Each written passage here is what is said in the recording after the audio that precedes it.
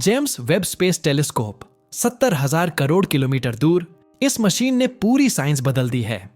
आज से 2 साल पहले जब से इसने अपनी पहली इमेज कैप्चर की, तब से लेकर अब तक हम ब्रह्मांड की सबसे पुरानी गैलेक्सीज, ब्लैक होल्स, तारों का जन्म, सुपरनोवा धमाके और कई एक्सोप्लैनेट को खोज चुके हैं, जो भविष्य में पूरी मानव जाति की दिशा को बदल कर रख देंगे।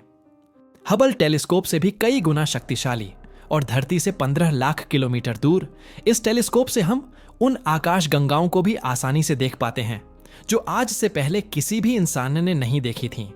जेम्स वेब टेलीस्कोप की इमेज इतनी स्पष्ट होती है कि नासा के भी होश उड़ जाते हैं। ऐसी ही इमेज जेम्स वेब टेलीस्कोप ने कुछ दिन पहले खींची है, जिसे देखकर आप पूरी तरह हैरान रह जाएंगे।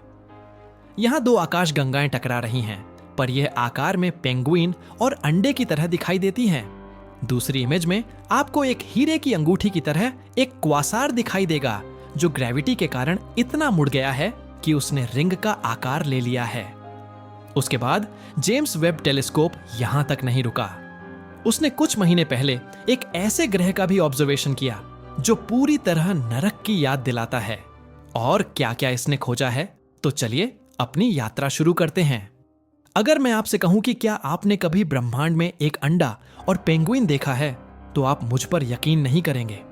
पर ब्रह्मांड में जो हम देखते हैं, हमारा दिमाग उसकी एक इमेज तैयार करता है।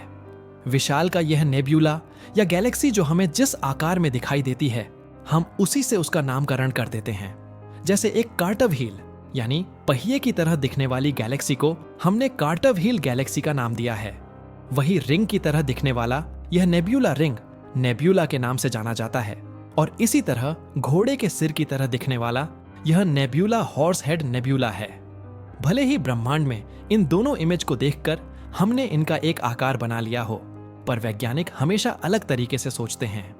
धरती से 32 करोड़ 60 लाख प्रकाश वर्ष दूर हाइड्रा कॉन्स्टेलेशन में दिख रही 2 गैलेक्सीज एक दूसरे से 1 लाख प्रकाश वर्ष दूर हैं और लगातार एक दूसरे से मर्ज होती जा रही हैं।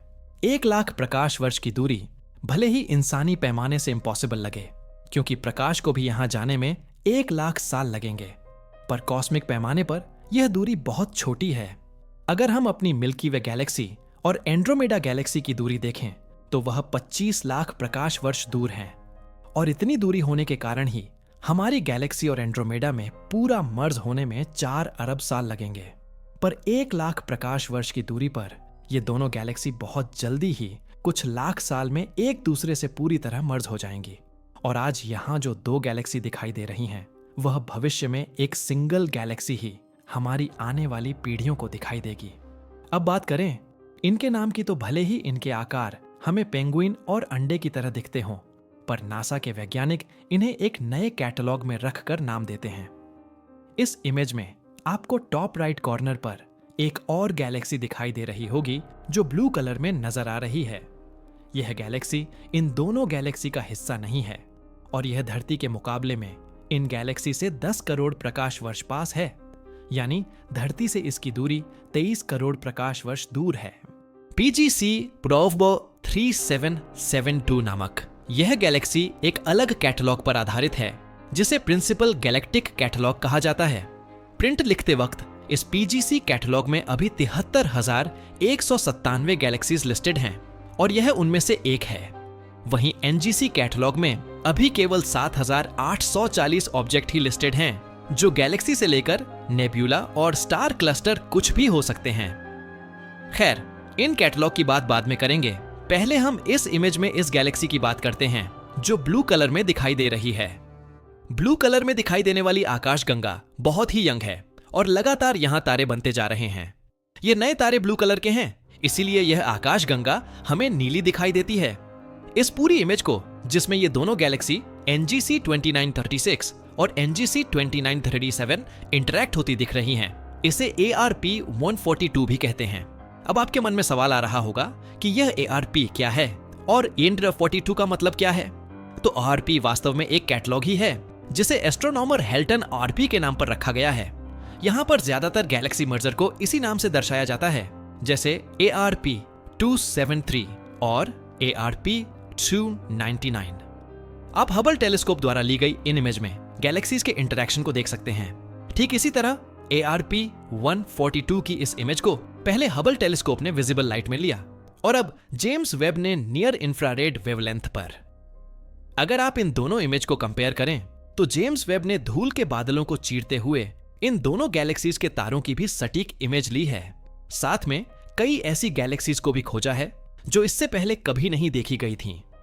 नियर इंफ्रारेड इमेज में आप पेंगुइन के आकार की गैलेक्सी को देख रहे हैं, पर असल गैलेक्सी का सेंटर इसकी चोंच में दिखाई देगा, जहां मैंने मार्क किया है। ऐसा लगेगा जैसे यह किसी पेंगुइन की आंख हो। हालांकि अभी यह गैलेक्सी डिस्टॉर्ट हो चुकी है, यानी यह पहले हमारी मिल्की वे गैलेक्सी की तरह एक स्पाइरल गैलेक्सी थी, पर बाद में आज से 3 करोड़ से लेकर 7 करोड़ साल पहले जब इसकी पहली टक्कर इस अंडेनुमा गैलेक्सी NGC 2937 से हुई तो इसका पूरा आकार ही बिखर गया और यह पूरी तरह डिस्टॉर्ट होकर पेंगुइन जैसी दिखाई देती है, जो लगातार तारों के बनने में मदद कर रही है। जबकि इस टक्कर से एलिप्टिकल गैलेक्सी NGC 2937 में कोई खास फर्क नहीं पड़ा है। यह गैलेक्सी बहुत पुरानी है और यहां पर बहुत धूल के बादल हैं। इस वजह से स्टार फॉर्मेशन ना के बराबर है और इस कारण इसके आकार में कोई खास फर्क दिखाई नहीं पड़ता है। नियर इंफ्रारेड इमेज के बाद आप जेम्स वेब द्वारा ली गई इन गैलेक्सी की मिड इंफ्रारेड वेवलेंथ में ली गई इमेज भी देख सकते हो। इस इमेज में आप NGC 2937 को बहुत छोटा देख पा रहे होंगे, जो कि हबल की विजिबल इमेज और वेब की नियर इंफ्रारेड इमेज से बहुत अलग है। वहीं पेंगुइन गैलेक्सी NGC 2936 आपको एकदम पुराने आकार की तरह ही दिखाई देगी। इस एलिप्टिकल गैलेक्सी के छोटे होने का कारण यह है कि मिड इंफ्रारेड लाइट में पुराने तारे ज्यादातर दिखाई देते हैं और यह गैलेक्सी बहुत पुरानी है, जिसके कारण इसके पुराने तारे अब खत्म हो चुके हैं या फिर इन तारों ने बहुत सी गैस और धूल उपयोग कर ली है, यानी इस गैलेक्सी में अब गैस और धूल बहुत कम बची है। इस वजह से मिड इंफ्रारेड में बहुत छोटी दिखाई दे रही है।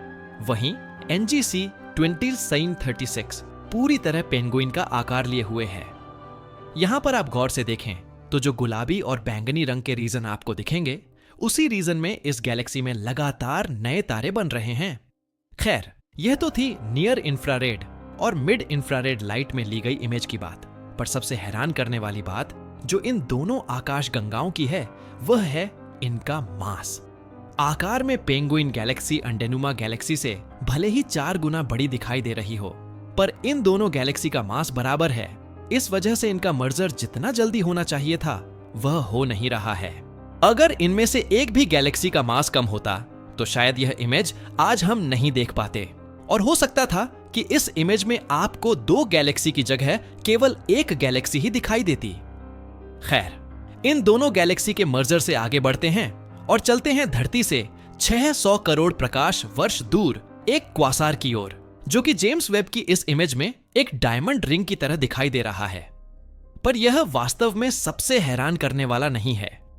इस क्वासार को आप किसी भी टेलीस्कोप से देखोगे तो यह आपको हर बार अपने आप को डुप्लीकेट बनाता हुआ दिखाई देगा, यानी एक क्वासार की जगह आपको 3 या 4 क्वासार दिखाई देंगे। इसके डुप्लीकेट दिखाई देने के पीछे ग्रेविटेशनल लेंसिंग का काम है, जिसमें किसी दूरस्थ ऑब्जेक्ट के पहले अगर कोई गैलेक्सी है तो वह दूरस्थ ऑब्जेक्ट की लाइट को वह गैलेक्सी मोड़ देती है और फिर वह लाइट सीधे हमारे टेलीस्कोप में आती है। इससे हम गैलेक्सी के पीछे छुपे हुए उस ऑब्जेक्ट को देख पाते हैं, पर लाइट के अधिक मोड़ने के कारण हमें वह ऑब्जेक्ट फिर रिंग के अंदर दिखाई देता है।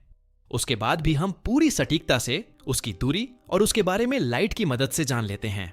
वेब ने जो इस क्वासार RxJ1c31 112-1331 की इमेज ली है वह मिड इंफ्रारेड लाइट में ली है। इस लाइट की मदद से हम धूल को भी चीरते हुए किसी भी ऑब्जेक्ट को बाहर से देख पाते हैं। मिड इंफ्रारेड का उपयोग वेब टेलीस्कोप डार्क मैटर को समझने के लिए भी करता है। मिड इंफ्रारेड इमेज में आप इस क्वासार की 3 कॉपीज को काफी ब्राइट देख सकते हो। यह सब लाइट के मोड़ने के कारण दिखाई दे रही हैं। वहीं रिंग के सेंटर में जो सबसे छोटा सा ब्लॉब दिखाई दे रहा है यह वास्तव में एक गैलेक्सी है जो हमसे बहुत पास में है। इस गैलेक्सी के पीछे यह क्वासार यानी सुपरमैसिव ब्लैक होल छुपा है, जो कि लाइट की आधी स्पीड से घूमता है। इसी क्वासार की लाइट को यह गैलेक्सी मोड़ रही है और जेम्स वेब सीधे उस लाइट को पकड़कर यह इमेज बना रहा है। लाइट इस तरह से हमें दिखाई दे रही है कि क्वासार की 3 कॉपी हमें दिख रही हैं, जबकि वास्तव में केवल एक ही क्वासार है। यह अब तक का खोजा गया सबसे दूर का क्वासार है, जो एकदम सटीक ग्रेविटेशनल लेंसिंग को दर्शा रहा है। इसकी मदद से वैज्ञानिक ब्लैक होल की स्पिन को और अच्छे से जानकर ब्रह्मांड के काम करने के तरीके को और बेहतर समझ पाएंगे।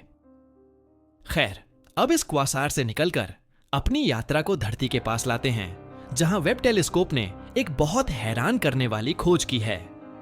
धरती से 41 प्रकाश वर्ष दूर कर्क तारा मंडल में एक तारा है जिसे 55 कैनक्राई के नाम से जाना जाता है। यह एक के टाइप स्टार है जो आकार और मास में सूर्य के बराबर है। इस तारे के अब तक 5 ग्रह खोजे जा चुके हैं, जिनमें से 4 गैसी ग्रह हैं और एक ग्रह रॉकी यानी चट्टानी ग्रह है।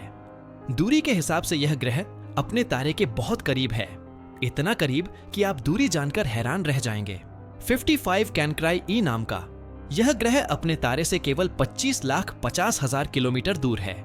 यह दूरी सूर्य और बुध ग्रह की दूरी से 25 गुना कम है। अपने तारे के इतना पास होने के कारण यह ग्रह 18 घंटे में ही अपने तारे की पूरी परिक्रमा कर लेता है। आकार में धरती से 2 गुना विशाल और 8 गुना भारी होने के बावजूद यह एक रॉकी ग्रह है, जो हैरान करने वाली बात है, क्योंकि हमारे सौरमंडल में धरती ही सबसे विशाल रॉकी ग्रह है और उससे बड़े सभी ग्रह गैसी हैं। साल 2024 में जब जेम्स वेब ने इस ग्रह का ऑब्जर्वेशन किया तो पाया कि अपने तारे के इतना करीब होने के बाद भी इस ग्रह का अपना एक वातावरण है, जो कार्बन डाइऑक्साइड और मोनोऑक्साइड से बना हुआ है। अपने तारे के इतना पास होने के कारण इस ग्रह की चट्टानें पिघली हुई हैं और वैज्ञानिक मानते हैं कि इन्हीं पिघली हुई चट्टानों से निकलने वाली गैस के कारण ही इस पर वातावरण बना है, वरना किसी तारे के इतना करीब होने पर किसी भी ग्रह पर स्थायी वातावरण बन ही नहीं सकता है।